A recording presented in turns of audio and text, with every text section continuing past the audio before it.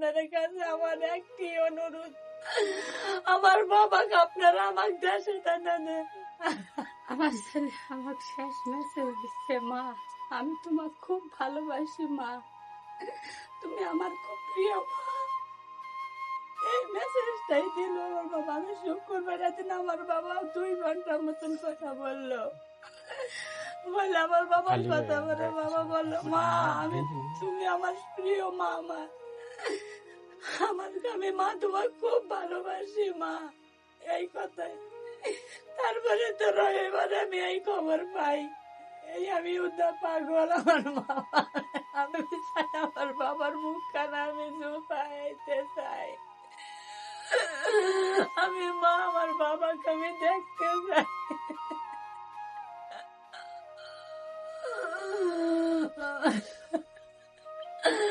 আমার বাবার মুখখানা যেন আমি দেখতে পাই, আর রাত পরে যে আমার বাবার গরু খবরে যায় যেন আমি একটু দোয়া করতে পারি আমার বাবার।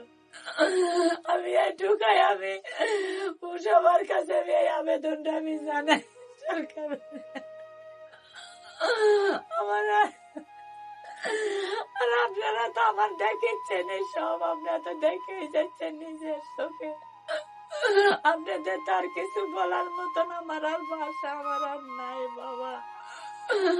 আমি কি বলবো দেখেন আপনারা।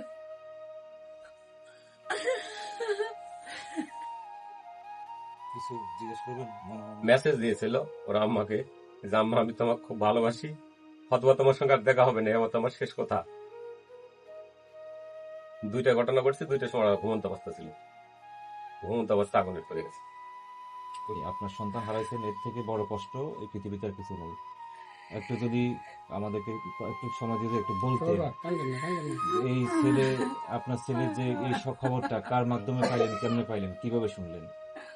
বলো বলো কান্দে না বলো। বিদেশে পাঠিয়েছিল ছিল 2000 সালে, 7 বছর যাবৎ। 2020 সালে 2020 সালে বিদেশে পাঠিয়েছে। 7 বছর যাবৎ কারখানা কাজ করতো, কারখানা পাটার হিসেবে কাজ করতো। জি, এটা আমরা ফেসবুকের মাধ্যমেই, মিডিয়ার মাধ্যমে জানতে পারছি যে অগ্নিকাণ্ডেও তারা ওখানে 17 জন লোক ছিল, 19 জন ছিল, 2 জন বাইরে ছিল কাটার জন্য, 17 জন তারা আগুনে পড়ে দগ্ধ হয়েছে।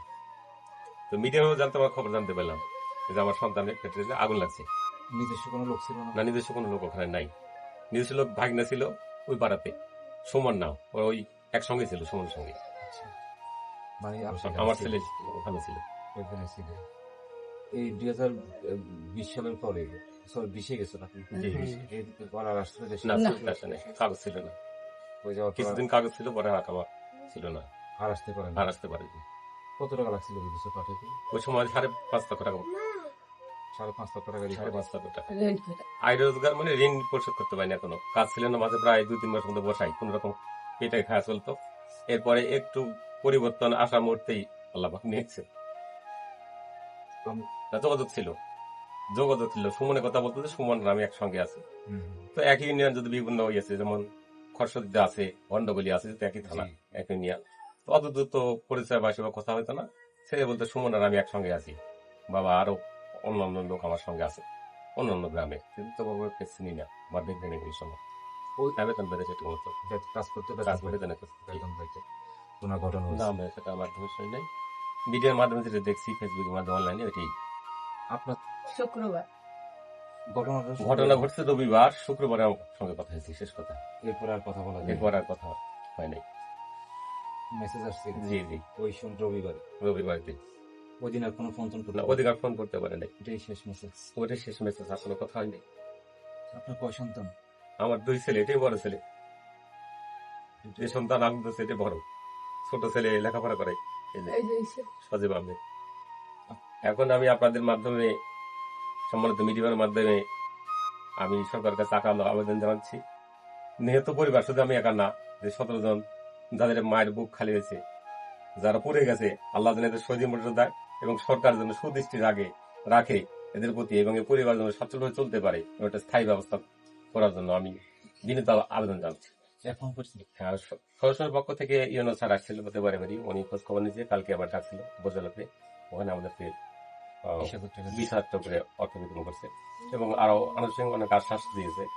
আর কিছু বলছেন? দেশে আনার ব্যাপারে বলছে 1 সপ্তাহ মধ্যে আমরা নিয়ে আসবো, তদুর্ধ 10 দিন লাগবে, এর মধ্যে সব লাভ আমরা ইনশাল্লাহ নিয়ে আসবো।